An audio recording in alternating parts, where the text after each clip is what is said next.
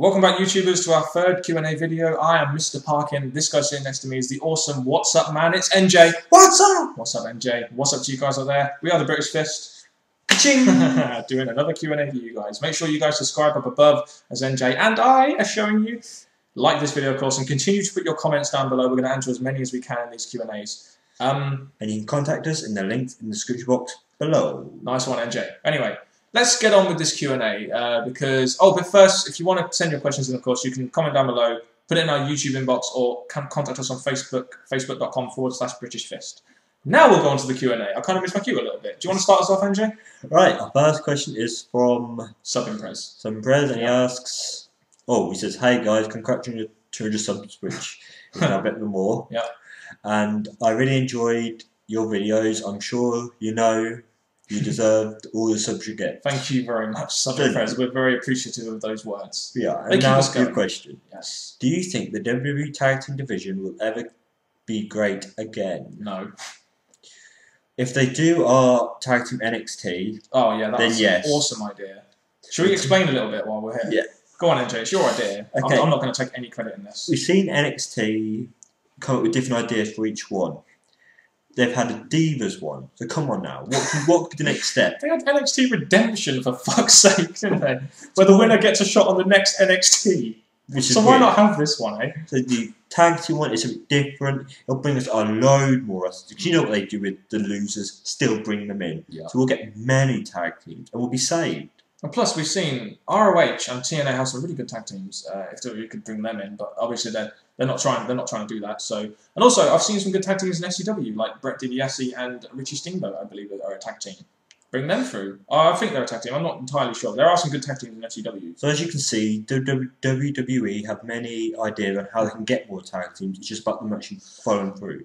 The problem with WWE's tag team at the moment is I don't really see there being that many good tag teams. Like we've got Core, Nexus, who are going to be probably breaking up soon. Kane and Big Show, Santino and Cosmo, Usos. There's not really any great tag teams there like there used to be. So the signs for me are, unless they're really bringing some new ones, then no, the tag team division is never going to be great again. It doesn't seem like they're focusing too much on tag team wrestling anymore. So, and as much like back in the Attitude Era, I used to love tag team matches because they used to make entertaining one way or another. But now the tag team matches, yes, the tag keeps getting changed hands, which is not that great. The matches are just not the same anymore, and they don't have enough tag teams to make the match exciting. Yeah. So really, no, is the answer to that question? Not now. Unless WWE do something drastic about it, like they should do. The second question he asked us was, what is your favourite storyline of all time? Wow, we could gotta go back a little bit here, haven't we? NJ, do you want to start us off? I don't have to go too far back for mine. Oh. I used to love the DX or Triple H and the McMahons. Any storyline to do with them, they were all great because it's all against the boss. How dare they do these things to the boss? That was me all the way.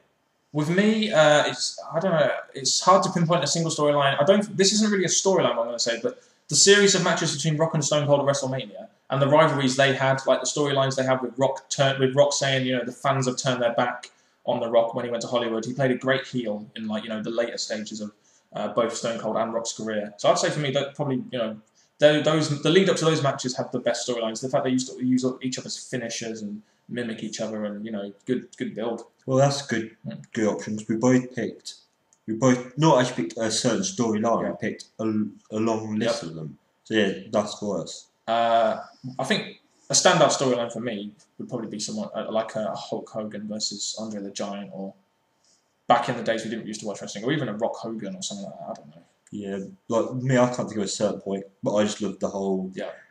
I know how much you love Evolution as well. Oh, they're great matches and ideas. Okay then, that's our favourite storylines of all time. We didn't pinpoint one, we pinpointed loads, so we hope you enjoy our opinions on that one. Yeah. The next question is from George Aaron Rios, a Facebook friend of ours. He says, do you think that having the managers accompany fighters to the ring, such as Tyson Kidd, will be beneficial and help out young superstars? I believe this is a very good question, but we have different opinions on this, really, don't we?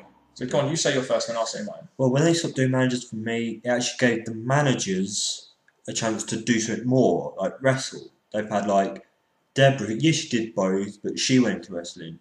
We had Tori, yes, she was a manager, but she went into wrestling more after.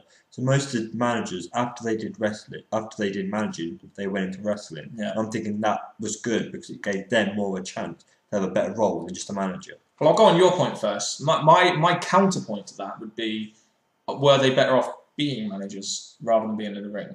That's all I'm going to say about that. But my other point would be, I think it is a good idea to bring up managers because for a start, it gives wrestlers that can't speak a mouthpiece. Secondly, it suits heels because heels need to use heel tactics to get heat in matches, and managers can do that. Remember Paul Heyman, Brock Lesnar, people like that, Jimmy Hart, for example. Well, now I want to counter you. Oh, go on then. If the managers are people that are never going to wrestle, then yes, I'd say bring back managers. But if they got potential to wrestle, then no. Well, so far we've seen Michael Hayes, who's the head writer, I think, of SmackDown, managing Tyson Kidd. Matt Striker is now managing Tyson Kidd. Also, Amanda Estrada has been managing Tyson Kidd. Well, Matt Striker, I wouldn't really count because he had a bit of wrestling in him. So I'll say ones that, again, I'm just sticking to ones that don't have the potential to wrestle. As long as they don't have that much potential to wrestle, like Amanda Estrada, Ranjit Singh, then Michael Cole now, Michael Cole, finished, then definitely bring them back. They could really be good for a mouthpiece for people that can't really speak on the mic, like Ezekiel Jackson. That's my point. Ricardo Rodriguez, what a great manager he is. Alberto Del Rio! Ranjit Singh, he's one rubbish example, but one rubbish example. He's finished with Carl. I know. Whatever he could do next. Yeah, I think it's a great idea. I really do, to bring our managers back. The next question is from Joe Butler, who's another British Facebook friend of ours. He said, the first question he asked us was, have you ever noticed how the heel always starts off the match in the ring nearest the announce table and the face goes to the corner of the ring nearest the ramp?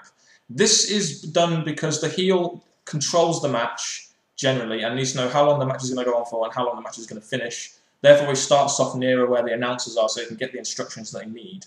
That's why they do that, from what I've heard anyway. And also he said, do you think we'll ever see Mr. McMahon come back to WWE on a weekly basis again or not? I think between now until he leaves, I think there's going to be at least one, if not two, is pushing it, but there will be an involvement with him. I can't help but feel that they've kind of gone away with the McMahon character a little bit. I mean, during the Attitude Era, he was like a big heel that could be used to put over faces. But now he doesn't seem to really get into that role anymore that much. He's more of a face character now, if anything. So I don't think they will bring him back. Well, the evil McMahon, maybe not, but I think there will be more involvement with him before he leaves. There will be something. I think he'll promote special events and stuff. I don't think he'll get involved in the storyline as such. But he might do. Who knows when he might come back? One more WrestleMania for him. Oh, please. That would be brilliant if Vince McMahon got himself in another storyline. Oh, that would be quite good to see, actually. I would like to see him to put someone over. Yeah. Yeah. Is that what you want to say about that? That's it for now. Yep. Yeah.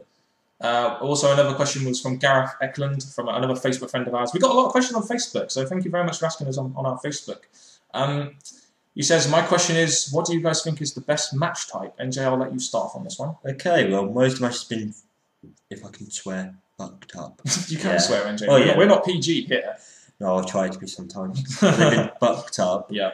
And I'm just saying that the match that will do it the most, that is fine, that has not been messed up with too much, is what we're going to say is TLC. Yeah, I do believe you're right on that one. The TLC match is one of those matches where the spots haven't changed too much, the way it's done hasn't changed too much, the way the weapons are used haven't been changed too much. Well, the weapons have, because they've gone from a great TLC to a tables match, fine. Ladder match, fine. Yeah, but the chair table match, no. The TLC match itself, though, we're talking about, not the separate tables, ladders, chairs matches. The TLC itself, I have no problem with. Well, one thing I will bring up, I know you think this match has been ruined a little bit, but in terms of uniqueness and the way it was done and the way it was introduced and who introduced it and when it was introduced, the Elimination Chamber, even though it's been ruined a little bit, you can't deny that it was a very unique thing to bring into wrestling. When it first came as one match, a pay-per-view, all the right wrestlers were in, good. Then it grew to putting anyone in. Yeah. It grew to two on pay-per-view. We had an ECW one which had nobodies in it. We had a SmackDown one with Viscera and Mike Knox and Kozlov, and it's just like, oh, you want your main eventers in a match like that. Just have one, not two. But in terms of uniqueness, I'd say that match was pretty up there on the list in terms of better match types. If they start using it again properly, I'll change my answer to Elimination Chamber. Yeah. If the next one they screw it up again, then I'm going to stick to TLC. Definitely. Very good question, by the way. That is actually a good question. The next question comes from COVIJ365. I don't know how to pronounce that. That sounds Scandinavian or something. He said, do you think JTG should form a partnership with R-Truth? I think that these two could work really well together following R-Truth's heel turn and JTG saying WWE Universe is full of haters? No, I don't think they could form a tag team, really. R-Truth's too far up there now. I gave you a bit of a stare there because I'm just thinking you're picking JTG, who was great in Crime Time, to team up with someone that is getting quite high in the WWE now and showing that he does not need to be with anyone to do as good as he's doing. I can see that. I can see why they say that, because they're both, especially with JT saying the WWE Universe is full of haters and R-Truth was going on this whole conspiracy theory. I can see why they may have said that, but in terms of the actual tag team and the partnership and the way they're both built at the moment, they're both on Raw, but R-Truth is in the main event. JTG is a jobber, and there's no real point in them being a tag team. No, and it wouldn't do. If they did team up, it wouldn't do R-Truth any justice because he's going on his own, doing his own thing. And JTG, it might help him look good because he's actually with someone else higher up. Yeah. But JTG would not be doing that. True. Anyway, next question. We're going to have to... the next question is another Facebook question from Brian Nelson. He said, so if any tag team from TNA had a feud with a tag team from WWE, who would it be and how would you book it? Well, going from TNA, they have so many good tag teams, but out of all the tag teams, out of Beer Money, Motor City Machine Guns, tag team, it had to be Beer Money. Beer Money is probably the top tag team from TNA, but who from WWE? I would like to see Beer Money versus Kane and Big Show. You think that'd be a good match? Well, I would have said Kane and Undertaker, but Take's had it now, so we can only go with what's left. So Kane and Big Show versus Beer Money. And how would we book this, do you think? I think maybe an invasion. Yeah. They think TNA want to get publicity, so one of them two will probably come over, join a pay-per-view, join a tag team title match, make Kane and go after them from behind like heels. Or something. Yeah, and then have it build up from there. That's actually a really good plan. I like that plan. That would actually work quite well. If WWE did a TNA invasion angle, of course. Which wouldn't be happening for a few years, because obviously TNA still need to provide a bit better what they are at. True. Very good question, though. The next question we got was from SDBXNBBL91. Again, I'm not sure how to pronounce that, so I'll just say it out loud. They said, with the WWE unifying the world and WWE tag belts and the women's and divas belts, goddamn, why not bring back the women's belt? Do you think they should unify the mid-card gold to give the Intercontinental title some much-needed prestige? First thing we need to address here is, should they combine the titles into one, or should they stick with two? Well, I'm going to go with put them together. I'll go with that first. Okay. The amount of wrestlers there are on SmackDown, the amount of wrestlers there on Raw, it would make more combined matches. It would make the matches probably a bit more interesting. Mm-hmm. You'll probably have a lot more like six-man matches. Yep. You probably get good use of matches there with more wrestlers. See, I'm gonna say the opposite to you here. I understand what you're saying. It would bring it more prestige, but when you have two mid-card belts, there's more room for opportunity for mid-carders to be pushed. Even though there's been a lot of evidence recently that has showed that the mid-card titles aren't meaning much. It's not really giving them the push. I would still keep one mid-card title on each show, especially if they're not gonna combine the shows. If they're gonna combine the shows, I would say combine the titles. But if they're gonna keep them separate, I would say keep the mid-card belts separate. That's just my opinion on that. As much as I think they should be separate, I'm a little bit more towards putting them together. It's all just all about opinion, isn't it? Really, I mean, either way, it could be done. But I mean, that's our answers. I hope you're happy with those answers. Very good question as well, by the way. The next question we got is another Facebook question. We've got loads of Facebook questions here. This is good. From Les Stewart. He says, a lot of fans want Kane to remask. What are the pros and cons of this happening? NJ, as a Kane fan, why don't you start us off here? Okay, I'm going to be two-sided. Have him with the mask on, because back then people have been saying he was a lot better and he was a lot more of a monster character like. But one of the real reasons he removed his mask is between him and Vince, the mask was just making it really uncomfortable for him to wrestle. Yeah. He just didn't want it anymore. He wanted to come out of the mask and be the character was trying to be back then when he first removed it. I think the one thing that would be a problem would be would just giving him the mask reinvent that monster Kane thing, because it's not really to do with the mask. It's more with WWE how they want to book him than the mask itself. That's as it goes to reliving this monster gimmick he used to have. Well, I will say that it's two things about this. When he first removed the mask, the monster was still there. It just faded as the year went on. The other thing is, he removed his mask till now, they've kind of done a certain point, which has made the mask unable to come back. Yeah. Which is the imposter. If they did not do the imposter storyline, he could have maybe put the mask on at a certain point again. He does look a hell of a lot scarier with the mask on, though, doesn't he? But now he can't go back to that, in my opinion, because if the imposter is in a way said, "I'm the old you, now I'm gone." Yep. Now for him to bring it back will mess up the whole imposter even more than what it already was. Yeah, I totally agree with you on that one. That's been it for our third Q&A. All the questions, we tried to answer as many as we can.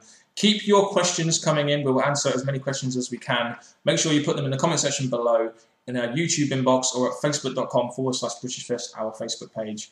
We will be doing, if you haven't had your question made yet, we're going to be doing more specific videos towards the questions, as some of them are quite long to answer, and we're going to go into a bit more detail on them. So that's what we're going to be doing in the future. As for now, I have been Mr. Parkin. This guy sitting next to me has been NJ. What's up? I always love to do that. And we very enjoyed answering your questions. We just want more to come so we can do this again. Definitely. All right then. That's been it from us for today. Unless NJ, you have anything else to say? Thank you very much, people. And goodbye.